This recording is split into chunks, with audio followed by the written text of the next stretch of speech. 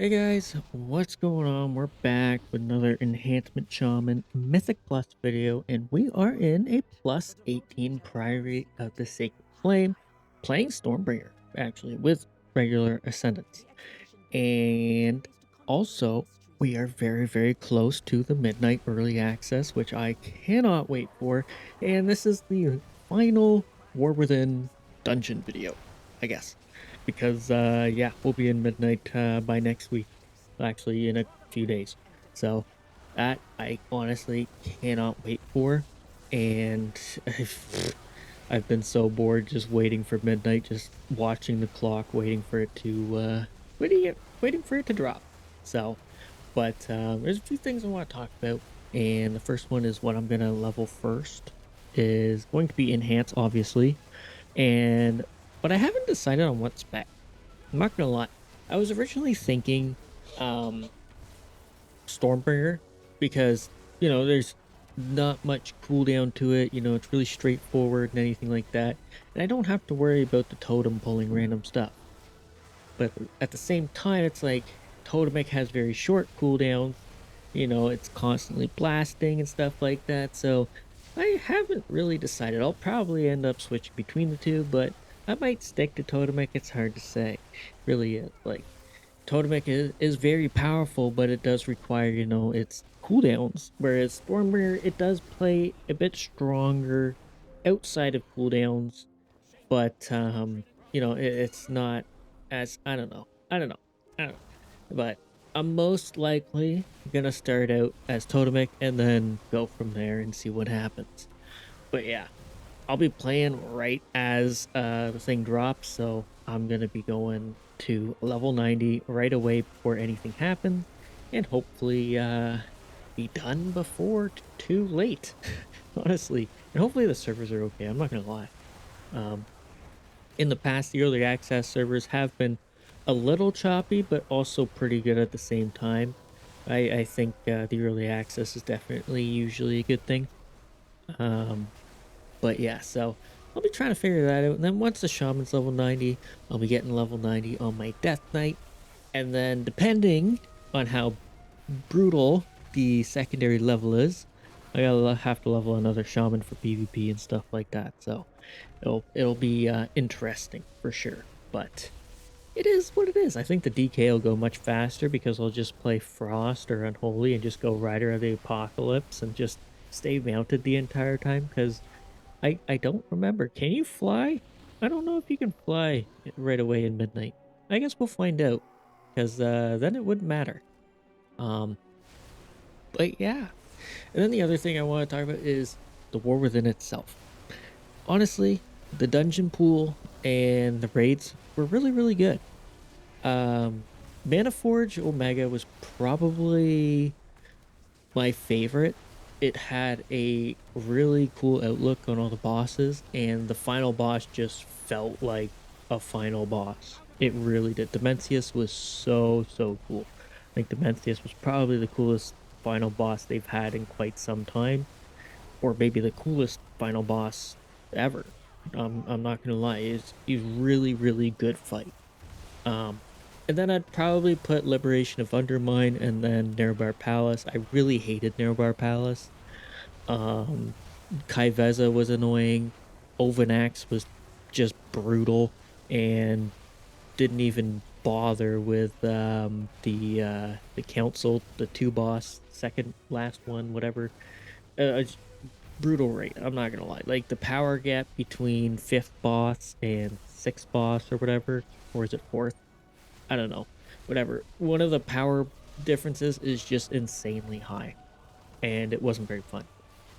Whereas Liberation of Undermine, although it did have some crazy fights like Styx and Sprocket, it was a really good raid, and I think most of the bosses were fairly well done. Obviously, Gallywix seemed to have put a lot of people in like a disappointed state, which I still think it was a pretty good fight in general, but it didn't really, it didn't give off that final boss vibe, I guess. So it was a little bit disappointing. But Styx and Sprocket were definitely outliers of massive difficulty. And like mechanic requirement just being way too high. It was just brutal. Because if you failed to get one ball from sticks and run them into the boss, it was basically a wipe. And for Sprocket, if you failed the mechanic or did it too late, it was game over as well. So, and you gotta rely on so many different people to do it. It's just crazy. But yeah, I'd probably put it in reverse order. Basically, Mana Forge was best, Liberation was second, and Nerebar Palace was third. But overall, I think they were all pretty fun in their own way. But Mana Forge Omega was definitely the outlier, just because like visually appealing, like really visually appealing. Um, some bosses were significantly easier than others, obviously, but overall, like I think all the bosses were great, well balanced for the most part, and there was significant tuning done to them later on, that's for sure. But you know, Demencius was just an unbelievable fight. I thought it was phenomenally done. Like they did a great job, and I hope to see more of those type of fights later on, especially for a final expansion boss. Just really good. But then we go on to the dungeon pool, and I'm not talking about the reworked ones that were brought back. I'm talking about the War Within specifically. And we have a few outliers that were absolutely brutal. And I think most people can agree maybe with this one. But the worst dungeon, I would say, and my least favorite was definitely Dawnbreaker. Um, Visually and lore wise, it's pretty cool. But all like the entirety of the whole thing was just buggy to all heck, right? You get onto the boat the first time and you got mobs that are worth 0 count and not even supposed to be attacking you, shooting shadow bolts towards your healer or somebody. And even if you interrupt them, they turn around and start attacking the random NPC that they're hitting.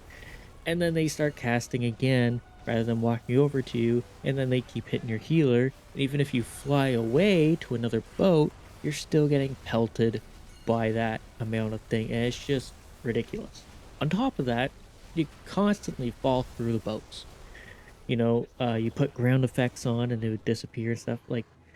Eh, like the dungeon itself was cool, uh, but mechanically and all the bugs, it did not work.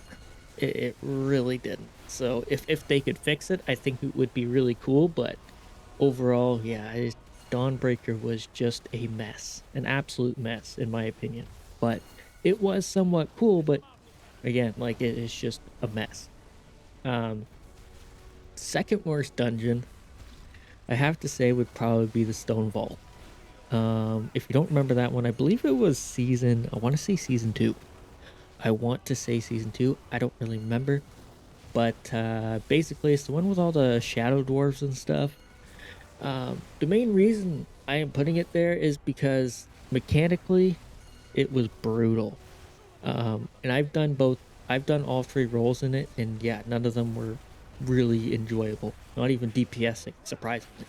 The amount of interrupts that were required was absolutely ridiculous. Like a ridiculous amount of interrupts required for the entire thing. First boss, the tank mechanic was reliant on your healer to dispel you at the correct time. It didn't matter what the tank did. It was all about your healer. And they also have to keep the entire team alive with massive AoE going out. That boss was brutal in my opinion. I don't think they should have done anything like that. Um, and then the second boss, or I guess the dwarf and the mech boss, was pretty cool. I have to admit, it was really good.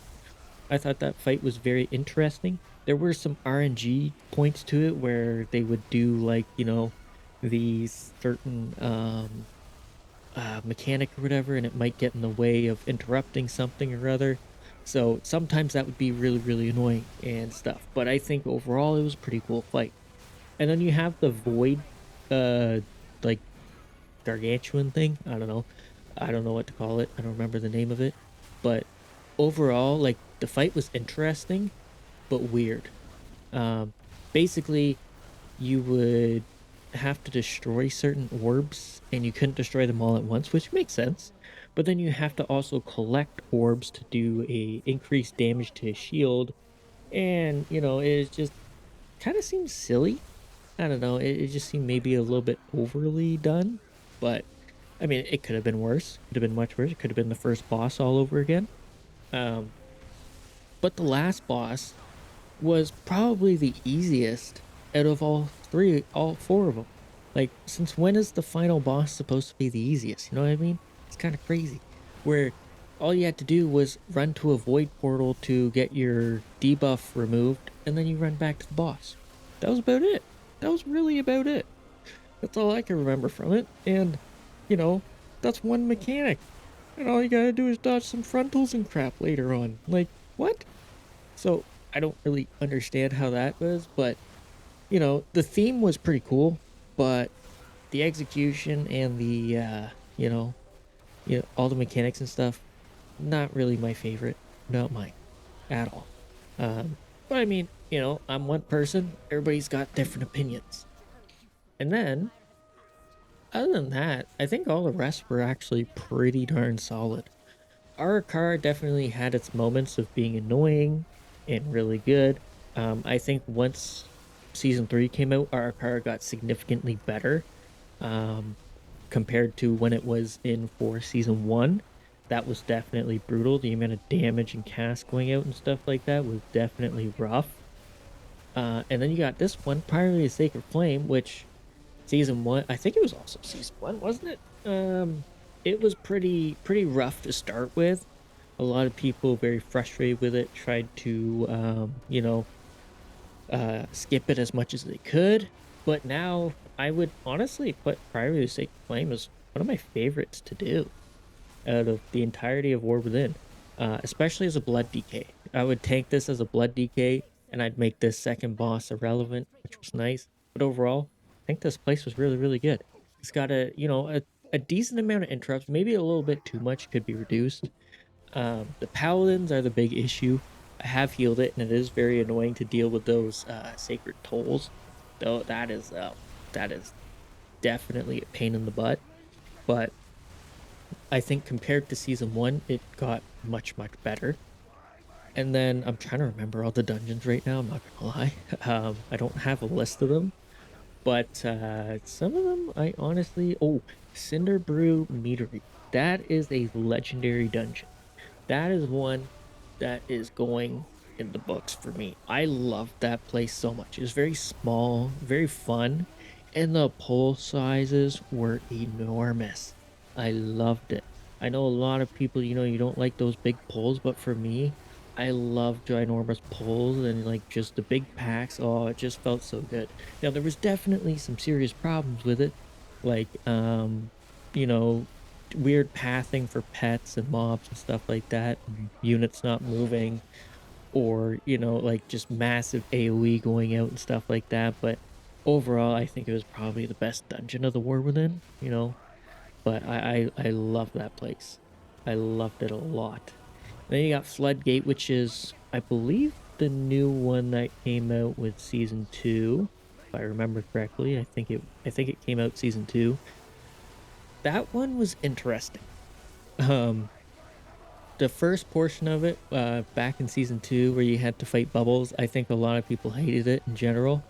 But season three, it became a lot more fun. Um, Especially with the fact that Swamp Face comes out and beats up bubbles and throws them off. That was hilarious. Absolutely hilarious what they did. I can't believe they did. That was so funny. I think everybody can agree that that was probably one of the funniest moments of the War Within being that way. But you know, it shows that they are willing to change dungeons that they just brought out in order to make them better right away. And that's really, really nice to see because they did it with Priory, did it with Arakara, didn't really do it with Dawnbringer, which I don't know if they probably just said this is a lost cause, screw it. which fair. It is a lost cause, not gonna lie. Um, but then we have uh, the one place with my favorite trinket, which is the mines. I don't remember what it's called, but hopefully somebody does. Dark mines. I don't know. But anyways, you fight a bunch of kobolds, which was absolutely hilarious. And you get a trinket that would summon a kobold on a minecart, and it would charge in and explode. Best trinket ever, hands down. You can't beat that. I love trinkets that just do random stupid stuff like that. It's great. Um, but overall, like mob wise, good good sizes of fighting packs, right? You don't have like crazy insane casters aside from that first room where you kind of get really annoyed with them getting knocked back and stuff. But a couple of cheeses and you should be somewhat okay. Boss wise, the first one was definitely a little weird. You had to get them to charge at you and then run over all the little guys and then get the little guys hit by the mine carts. So there's definitely a lot of movement and a bit of frustration. I can definitely see that with like the little guys getting what is it, fixated onto one target and then just completely annihilating them. It is what it is, but the second boss actually had a really cool mechanic where you had to light a candle and then blow out the other ones type of thing. I thought that was a great mechanic. It was definitely frustrating at first because you screwed up and it's almost dead. But I thought overall that was a really, really cool mechanic. And I hope to see it again. I really do. I hope to see something similar in a way. But from what I've tested in Midnight, haven't yet, but maybe in the raid. Maybe in the raid. Who knows? But yeah, and then the third boss, which I think gave most people the biggest amount of trouble with the wax statues and everything. Um, Definitely an interesting mechanic. You basically had to summon your statues together, so you want to stay nice and close grouped up, and then you would have to use the boss's mechanic to break them, which is like a AoE circle. So you would want to stack up, 3 people would get it, and you would want to stack as many of those statues in it as possible.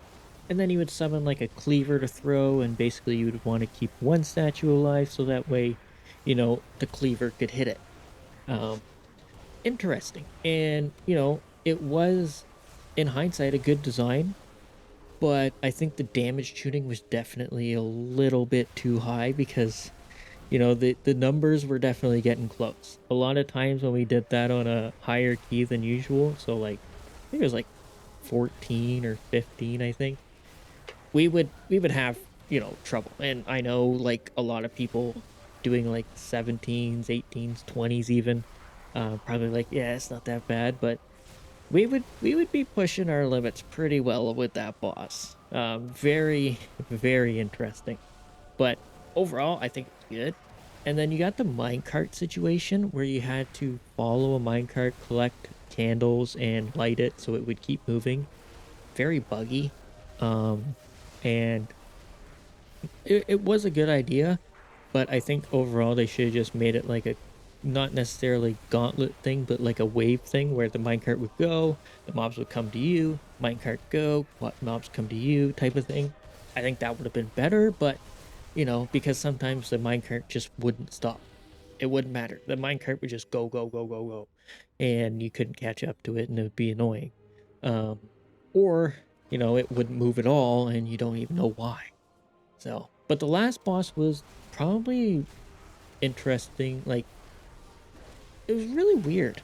Um, because you had the candle, you had to collect candles to light it, and then he would basically try to blow it out. Wasn't anything insane to it. I think I definitely don't think it should have been the last boss, but hard to say for me at least. And I don't recall ever seeing it again. Some void thing, I don't know. But overall, I think it was a really good dungeon. And I don't know if there's anything else. I'm trying to use my brain, but it's not brain. Oh, rookery. The rookery. The one that triggered me the most. Um, and it's not the worst dungeon, but the reason why it triggered me the most is because it's the very first dungeon you enter through the campaign, and it gives you a shaman tank as your tank. You cannot trigger me like that. That is honestly the worst thing ever they could have done. Very frustrating to tease that and then say nothing about it. Like, are you freaking kidding me? Um, but aside from that, it was actually a pretty fun, but definitely a frustrating place. First boss, very simple. Dodge beams, dodge stuff. You have to clear out the entire room. Makes sense.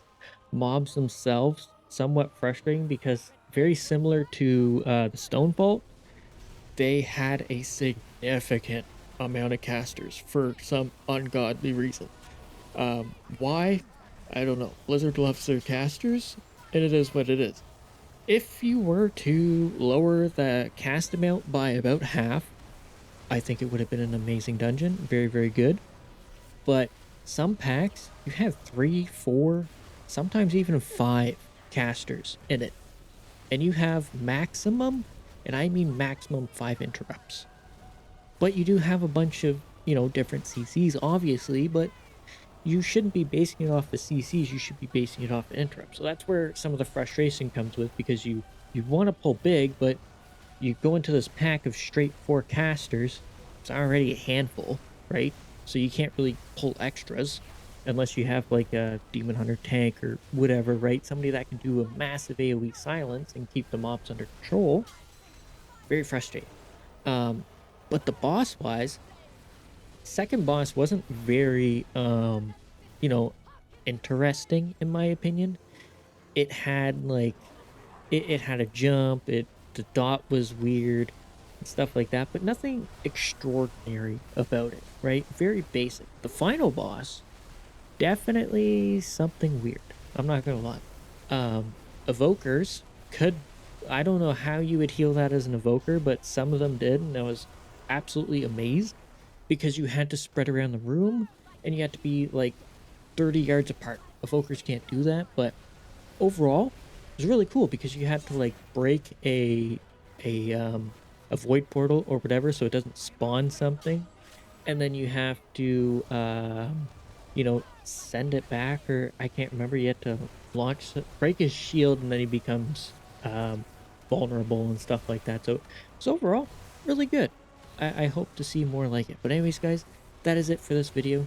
Thanks so much for watching. Hopefully you enjoyed, and hopefully I will see you in the next one. Laters!